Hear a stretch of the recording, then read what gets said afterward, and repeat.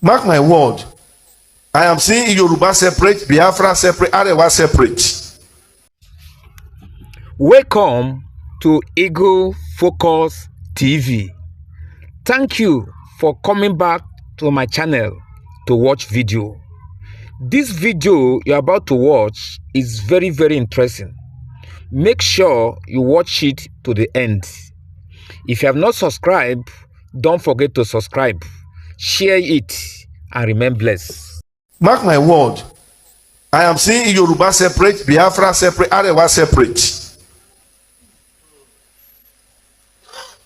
Separate.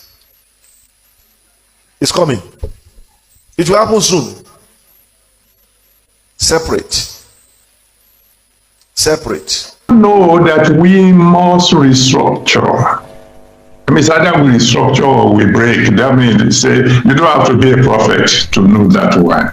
That is certain to come. Restructure or break up. I asked Allah, I said Allah to share Nigeria into four. Allah share Nigeria into four. Let's everybody relax. We don't have any time. We are killing everybody. If Habinda, what happened in Edo State, it happened in northern Nigeria. It happened that they kill Igbo people or they kill any southerner. The story will be different. The story will be different. You know, Igbo people with propaganda. Small time they say Muslims are killing Christians. It happened that it happened in the north side. I have one of my video that my previous video that I said about that it come happen real. You understand? So we don't want any issue. May Allah, I say God, may God share Nigeria into four parts. May you give you a Biafra 5 plot of your land. You carry JJ. Go, we don't get issue with you. Niger Delta, you get oil, get resources. May God give you your own creek. Carry your creek, go. JJ, no fight. Yoruba people, Allah don't give you blessing of sea. You have seaport, you have resources. Carry your resources, alhamdulillah. Carry them, JJ, go without sharing of blood. Very simple. We are deceiving ourselves every time. One Nigerians, but we are not once for our minds. Just take a good look at what happened in Nigeria. It have been that what happened recently in Edo State, it happened in the north side. The story will be different. Even channel television cannot allow to rest. Social media everywhere. But now if it happens with Hausa people, they look like people are taking them like animals. I see some people are doing propaganda, is carrying another bandage pictures, another country pictures are posting and saying that, see, Northern, where are they carrying for AK-47 to go this? You see what happened?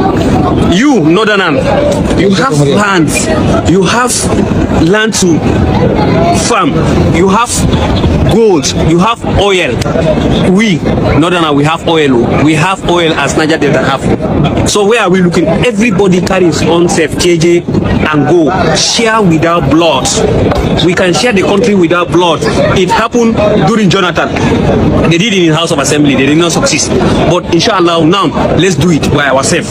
Just let's do it generalizing, not sharing of blood. Let's share the country. Everybody will stay peace. Everybody will stay peace.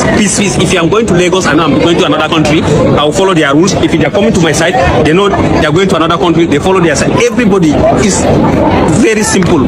All is West Africa. Let's tell ourselves the truth now, at least for once. See, I'm going to speak and a lot of people will think I'm speaking like a Biafrano, but no, I want us to reason like analytical human beings. The fact is, the division of Nigeria with all the indications on ground so far is inevitable. The division of Nigeria is inevitable without implementing the regional system of government. Okay, let's look at the indicators. Number one, the fact is, the issue of national insecurity at the moment happens to be majorly a northern problem, right? You quite agree with me on that. And in that regards now, any government of the day, any president at the moment that is not of the northern descent or northern origin that tries to fix that, if he's hoping to come for a second tenure, I bet you he can't succeed in that.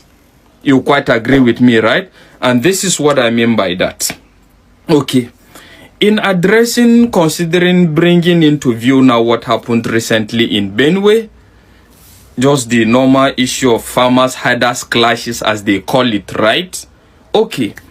in fixing this kind of situations. Now, forget about the deployment of military, police, whatever, the president coming to visit. You quite agree with me that that doesn't solve anything and is not going to solve anything. The only thing that will solve that to some certain extent is we having a situation where there is ranches established for herders, right? That is to say, the herders must be in tune with changing times. Because you quite agree with me, there is no developed country you go to in this world today that you'll find a situation where animals wander all around. There is none. You can never find any developed country of that nature.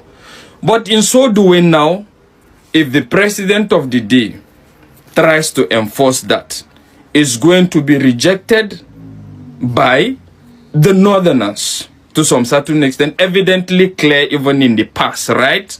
Considering the fact that these people are citizens or whatever, they are nomadic in nature, right? That has always been the conversation. They are nomadic in nature, so they move from places to places. And the fact is, I don't know where we're actually getting this. Okay, if you say you are nomadic in nature, how do you expect the government to account for you? Have you ever seen a country where you have citizens being nomadic in nature and the government can account for them and make budgets for? So you see, the fact is, the herders must be in tune with changing times, but they are not ready for that. And even the politicians are not ready to have that conversation. Let's look at the issue of dialogue. We need to preach dialogue. We need to be accommodating. There's enough to share, according to Tinubu. But looking at it, you quite agree with me that as far as this life, this nature is concerned now, people have metamorphosized over time, which is the fact that people no more just live because they want to embrace each other in love and peace and harmony. There are two things that guide and regulate the conduct of humanity. One, adequate enforcement of the law. Even in developed countries. That is to say, you know that when you do this, this will happen. You must reap for it. You will go in for it. That makes people behave to some certain extent. Another thing that guides people's conduct is the fact that they must be subordinate and superior.